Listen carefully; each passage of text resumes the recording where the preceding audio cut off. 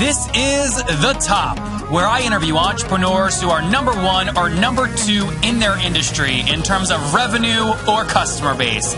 You'll learn how much revenue they're making, what their marketing funnel looks like, and how many customers they have. I'm now at $20,000 per talk. 5 and 6 million. He is hell-bent on global domination. We just broke our 100,000 unit sold mark. And I'm your host, Nathan Latka. Okay, Top Tribe, this week's winner of the $100 is Rich Jones. Okay, Rich Jones, he is stuck in corporate. He wants to break free. He's binging on the show. For your chance to win $100 every Monday morning, simply subscribe to the podcast right now on iTunes and then text the word Nathan to 33444 to prove that you did it.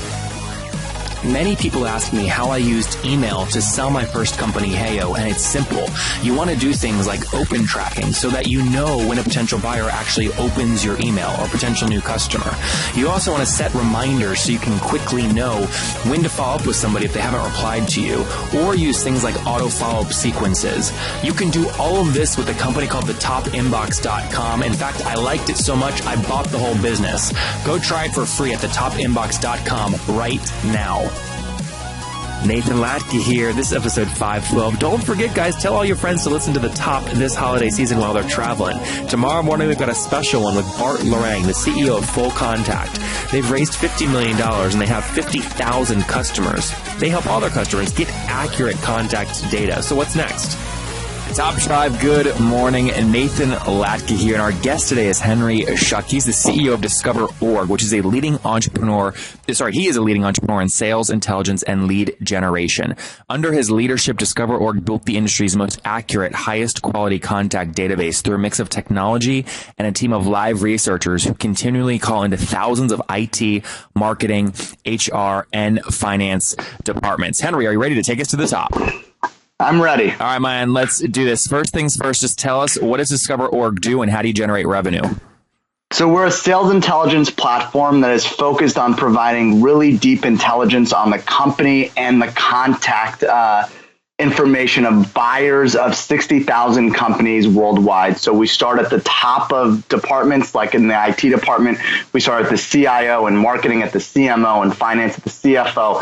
And we map the organizations under those people. We provide our customers with direct phone numbers, email addresses, technology stack information, projects and triggers that are going on at the company.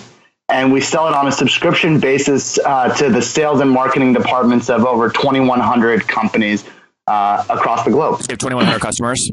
2,100 customers. When did you launch? We launched in 2007. And, well, okay, good. So you've been around kind of longer than most people. Tell us about that. Why'd you launch in 2007? What did you see that made you excited about the space? So I had worked for a similar company when I was in undergrad and left the company. I'm 33. Okay, got it. I went to law school, and a friend of mine who I had worked with while I was in undergrad at that other company that did something similar called me and said, hey, I want to start something that's like this. And I said no, and he bothered me enough to the point where he convinced me to go in on this thing with him. And why do you like you? Sorry? Why do you like you? Why did he like me? Yeah, did you compliment a weakness he had? I mean, why do he like you? I think because at the previous company, I had steered that company from 300,000 in revenue to close to 5 million in revenue and a private equity exit, and I think he saw that I could understand the inner workings of a company like this. Got it. Okay, that makes good sense. What company was that? It was a company called iProfile, which we acquired in July of 2015. Oh, so you turned around and bought it? We bought it, yeah, years later, but yeah, we bought it. Oh, that's pretty funny. Did the PE firm, they just didn't know how to run it, so you got it like at a flash sale? Yeah, pretty much. It always happens. That's the best way to find deals are at PE firms. It's the best. It's like the wasteland. Yeah, unfortunately, some PE firms think that they're operators. Oh, gosh. And this one was being operated by the PE owners, and that's never a good scenario. We're owned by a PE firm, but they're smart enough to... We are, yeah. Oh, I didn't know that. Which PE firm? TA Associates. Okay, wait, take us through that. So you weren't owned by them originally. When did you sell to them? Well, 2014. Okay, interesting. Okay, so 2007, you guys launch it. You build. Did you raise capital or did you self-fund? No, we self-funded. Okay, so you self-funded. What was the conversation like? I mean, how does somebody decide to sell to a PE firm? So first of all, we self-funded through $25 million in ACV. Okay, that's annual which is incredible. Value.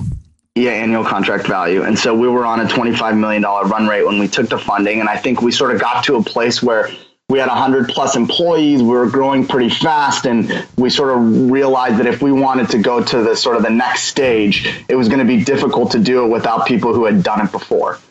So what year was that? Did you hit 25 million in ACV?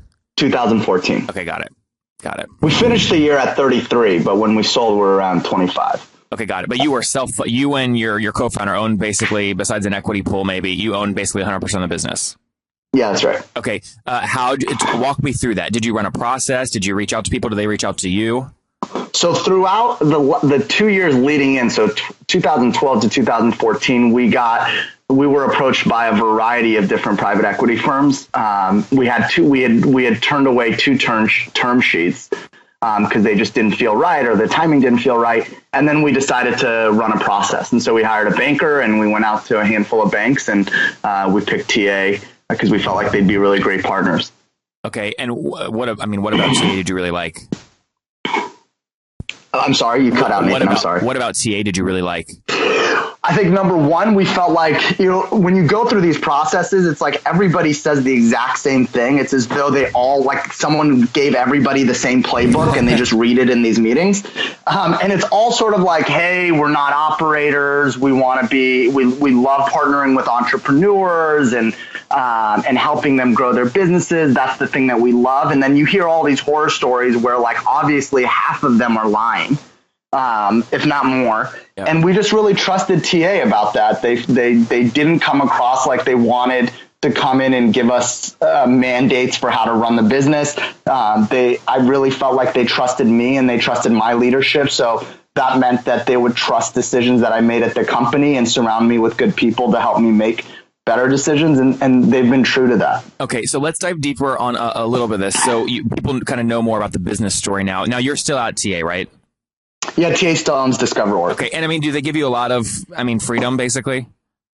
Yeah, ton. My day-to-day life has changed very little from pre-investment to post-investment. Yeah, that's a much better way to answer a question than I poorly asked.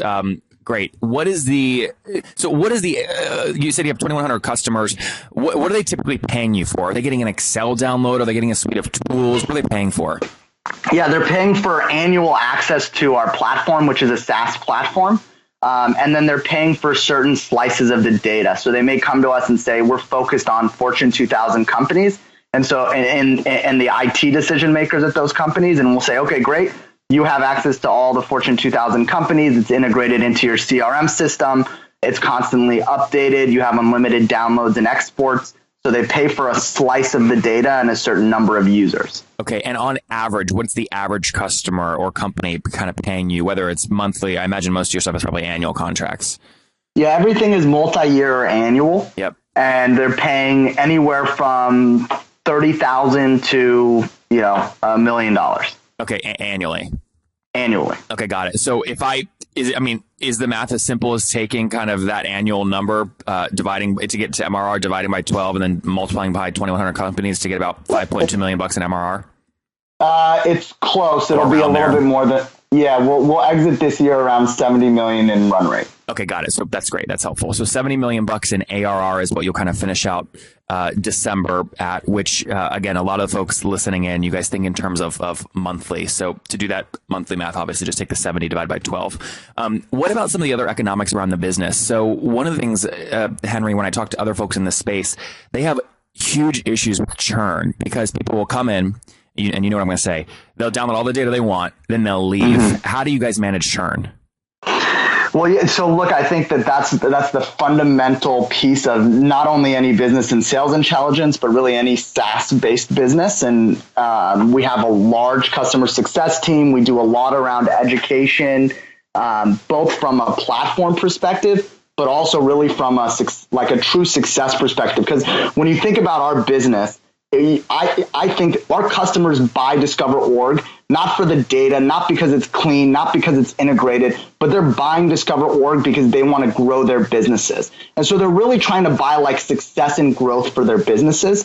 And that leaves us in a little bit of a weird spot, right? Because if they're successful, they leave, right? Yeah, if they're not successful, they leave. It's like and a doctor, right?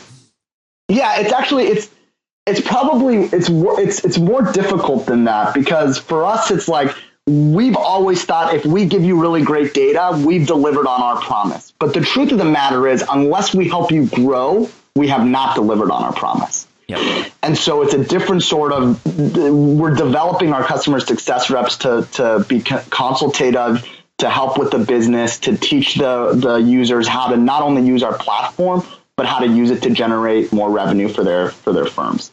What are you guys willing to spend to acquire a customer? I mean, we don't think about it like that. We're pretty, I think we think about it like we have a business that's profitable, and which is a rare thing in software, period. But we feel like we have great cost economics around acquiring customers today. And so we watch that metric, but there's not like a don't go above this number. Well, educate us. You're profitable. You're doing something right. How do you make sure that stays in check? Well, we're located in Vancouver, Washington, okay. Which is a suburb of Portland, which helps. Okay. So we're not competing with inflated Silicon Valley salaries. How many people do you have? We have about 315. Okay. And so that helps. For sure. I mean, do you think about lifetime value or things like that, or no? Yeah, we think about lifetime value. Okay. Well, I mean, so what do you have that mapped at? What is the average customer worth to you over their life? They end up being worth somewhere between like $300,000 and $400,000 for us. Okay, got it. So they stay with you, on average 3 to 4 years. I mean, if you want to just extrapolate that in an Excel sheet. Sure. Yeah. It's a little bit more than that, but yeah. Yeah. What is the one of the things that I buy, sell companies all the time on the back end. One of the things I always see, it's very difficult to get someone to work hard for you after you make them rich, right? What keeps you motivated? I mean, I assume you made plenty of money, selling this to TA. What keeps you motivated to keep doing this? Look, I think about this a lot. I have a 6-month-old daughter, and congrats. I think about this. Thank you. And I think about this a lot in that, like, I want my daughter to see that I work hard. I want that to be something that's important to her, and that she grows up knowing like Daddy worked hard, Dad went to work. Beyond that, it's important for me to make this a success for TA. And then for myself, it's important for me to prove that I can be a success beyond like having a good idea and lightning striking. Mm-hmm. And so I want to prove to myself, to my friends, to my family, to my daughter that there's a real skill that goes into running a business beyond just coming up with an idea, but scaling it and seeing it through successful exits. That's important to me as just somebody who's trying to achieve. Yep. Hey, that's a great reason. Is she your only one? She's our only one. Yep. Very good. And you said you're 31? I'm 33. Oh, 33. Okay, very cool.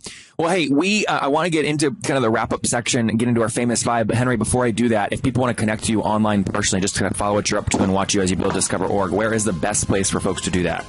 On LinkedIn, and I'm just /Schuck, and then, or on Twitter, I'm Henry L. Schuck. If you're listening right now and you do anything related to sales, or you're a CEO or anything like that, you're probably using something like Yesware or Salesforce or ToutApp or something like that to help your sales team close more deals, maybe Boomerang and Gmail.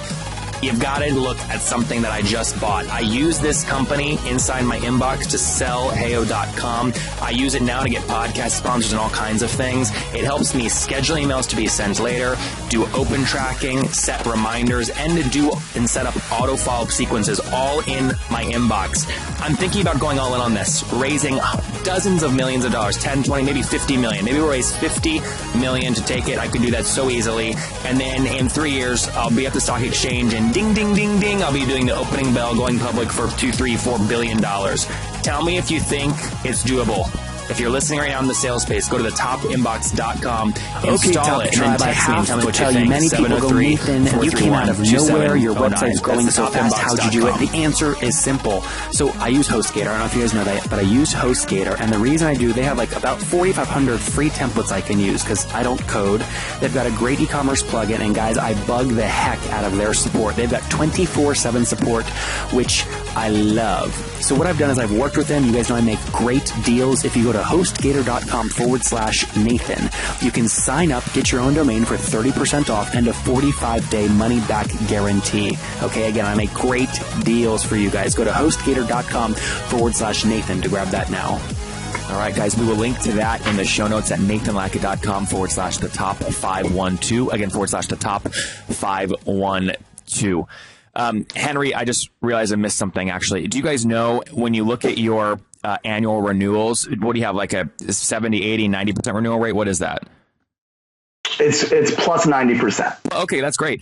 Are you driving a bunch of expansion revenue? Do you have like seats or things like that, or not really? Yeah, we do. So seats and new data sets. So we're continuously building new data, and so that can get added on. And we've built a predictive intelligence suite that can get added on. And so there are a lot of new products that can be added on for customers. Got it. Very cool. All right, let's get into the famous 5. Quick answers and quick questions and even faster answers. Number 1, what is your favorite business book? My favorite business. Oh, Good Boss, Bad Boss. Oh, that's a new one. I haven't heard that before. What's it about? It's about how to be a good boss and the things that make bad bosses and personality traits and organizational management that makes great and bad bosses. It's by Robert Sutton, who's a professor at Stanford. Very cool. Is there a CEO you're following or studying right now? CEO that I'm following or studying right now? No, not really. Okay. And by the way, are you the CEO at DiscoverOrg, or are you on the executive team, or what? Yeah, I'm the CEO. CEO, got it. Okay, good. Number 3, what's your favorite online tool, like TopTal? My favorite online tool, Gmail. I use Gmail. Number 4, yes or no, do you get 8 hours of sleep every night? I do. Even with a 6-month-old? She's sleeping 12 hours a night. My wife is a drill sergeant, which makes my life very much easier. That's all that NyQuil before, but no, I'm just kidding. All right, very good. So you got a little one, you're 33. Henry, last question. Take us back 13 years. What do you wish your 20-year-old self knew? What do I think? Oh, that's a great question. I think my 20-year-old self knew this, but I would tell him, work harder than you could ever imagine working, because your biggest value that you can add can come with working really, really hard on things. Top Tribe, there you have it. Work harder than you can ever imagine from Henry. He's had a lot of success. Now focused on DiscoverOrg. He launched it back in 2007. They grew to $25 million in ACV before selling to TA Associates. It's a private equity firm. Now in November 2016, they have over 2,100 customers. They're doing somewhere around 5.8-ish in monthly recurring revenue, or they'll finish out 2016 at about $70 million ARR rate, retaining over 90% of their annual customers with their team of over 315 people based in Portland. Henry, thank you for taking us to the top. Thanks a lot, Nathan. If you enjoyed Henry today, go back and listen to Ian yesterday. Ian breaks down how to pivot a business that's already doing $50,000 in MRR into something totally new. He did it with his company, Lidero. Top Tribe, I love giving away free money. I feel like Oprah giving away cars, and I have something special for you today. How many of you have heard our super sharp guests talk about success they've had with Facebook and Google Ads? Well, all of you listening right now, yes, if you're listening, you get $100 in free AdWords. Here's how you get it. Okay. Again, thanks for listening. Get the free $100 from Google, right, when you sign up with my website host provider, HostGator. Go sign up now to get your free money. HostGator.com/Nathan. Again, that's HostGator.com/Nathan.